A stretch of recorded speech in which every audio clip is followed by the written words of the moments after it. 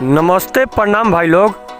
आज भोजपुरी के सबसे बड़ गाना आइल बा पवन भैया के धन धुआं हो जाई शुभ लाभ चैनल पे। तो ढेर विरोधी लोग जे भोजपुरी के बर्बाद करे में लागल बा उहे सोचत हुई कि पवन सिंह के गाना इतना कम व्यू। तो रउआ लोग के बता दी कि शुभ लाभ जवन चैनल बा वो अभी नया चैनल बा और पे अभी और व्यू जाई। इतना व्यू बहुत ज़्यादा बा, अभी आगे देखम जो अभी और व्यू जाई।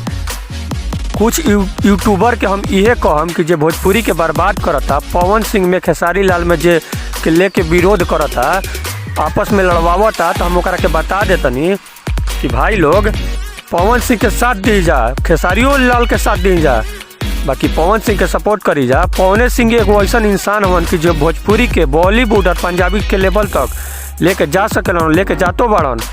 ये चलते भैया के सपोर्ट करी जा और भोजपुरी के विरोध करे में ये सब काम खत्म करी जा व्यू खातिर। ये सब बहुत गलत बा। तो अगर वीडियो अच्छा लगे तो कोहिनूर म्यूजिक इंडिया चैनल को आप लोग सब्सक्राइब करें और शेयर करें।